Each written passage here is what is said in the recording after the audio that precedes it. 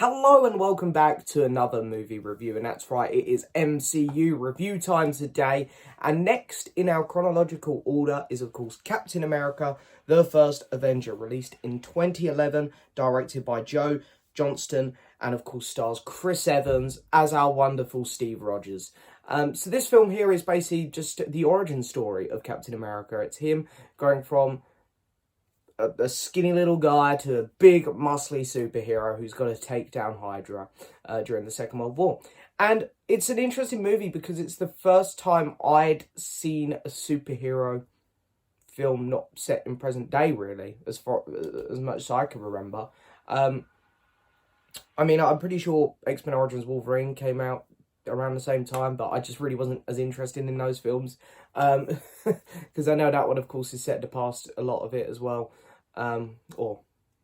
It was. But this was like the first one where I was like, oh, okay, this is interesting because it's really far in the past. We're in the early 40s. We're in the Second World War. And I was really interested to see what they were going to do with this movie. And it's a bit of a shame that this one sort of gets a little bit forgotten. And I think that is down to Captain America having two sequels which were far better than this. I like this movie. I do like it, but there is no doubt that Winter Soldier and Civil War are superior films. So I think this one sort of gets forgotten a bit. But in terms of an origin story, I think it does a really good job. I love all the stuff at the start of the movie where Steve's, he hasn't got his powers, and you can just tell that this is just a really nice, humble, good human being. Which is why he was picked to become Captain America. And then as the movie moves on, I think that the middle part of the movie, the second act, is fantastic, where he is Captain America, but he's not really being used to his full capability. And then, of course, the last act of the movie, he is Captain America, going about taking down all of Hydra's bases and stuff and working his way to the Red Skull. And it's really fun. I think this movie is really fun. Yeah, the movie gets a bit cheesy and a bit corny at times, but it's a Captain America movie during the 40s. It's kind of almost expected. In terms of casting, I think Chris Evans is the perfect choice for Captain America. I thought he was really good in this movie. He sort of didn't do too much in the Avengers. I know we're not talking about that, but I think I really come to love him as Captain America even more in his sequel. But in this movie, he's good. He does as good of a job he can with what he's given.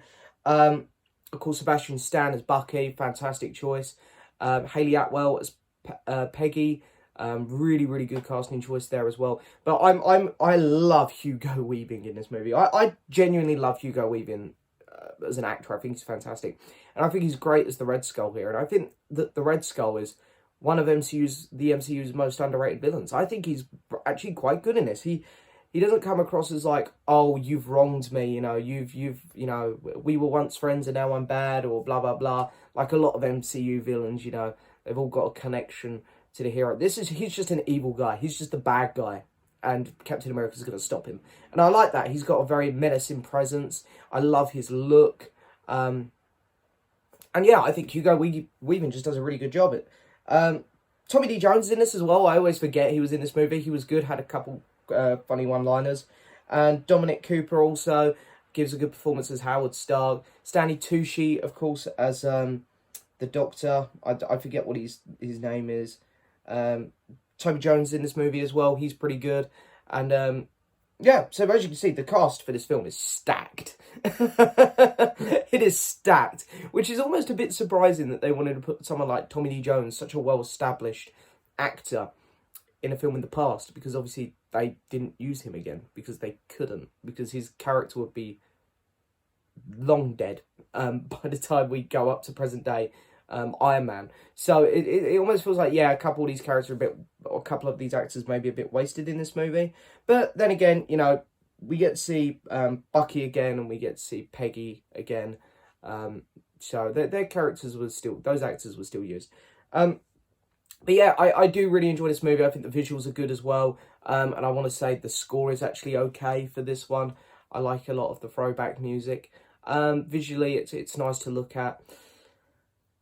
Yeah, it is actually just a really fun movie. I can't really think of many negatives to say about it because there aren't. I think it doesn't stand out, in my opinion, in the MCU that much anymore, just because we've got so many better movies. But this film doesn't really do much wrong. Maybe the runtime's a little long. There's some bits which are a bit predictable. But yeah, I like this movie. It's a good time. I'm going to give Captain America, the first Avenger, a 7 out of 10. It's a good movie, I think. I'm always happy to sit down and watch this film. But as I say, I think the reason that it gets a bit forgotten or doesn't get talked about much is purely just because the MCU's gone and done so much more. So yeah. But anyway, I hope you've enjoyed this video. As always, guys, don't forget to hit that subscribe button, like the video, leave a message, and as always, I will see you next time for another video. Bye-bye.